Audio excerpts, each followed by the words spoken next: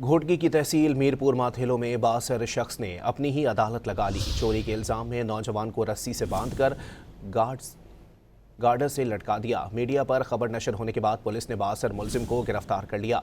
बासर नदीम कुरैशी शख्स का कहना था कि नासिर और सुल्तान नामी दोनों नौजवान उसके शादी हॉल से चोरी करते पकड़े गए थे, जिस पर उन्हें सजा दी। फुटेज मंजर आम पर आने के बावजूद मकामी पुलिस की जानिब से बासर शख्स के खिलाफ कार्रवाई अमल में नहीं लाई जा सकी।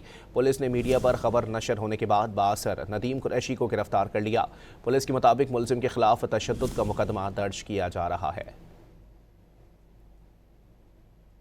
घोटकी की तहसील मीरपुर माथेलो में बासर शख्स ने अपनी ही अदालत लगा ली। चोरी के इल्जाम में नौजवान को रस्सी से बांधकर गार्डर से लटका दिया। मीडिया पर खबर नशर होने के बाद पुलिस ने बासर मुलजिम को गिरफ्तार कर लिया।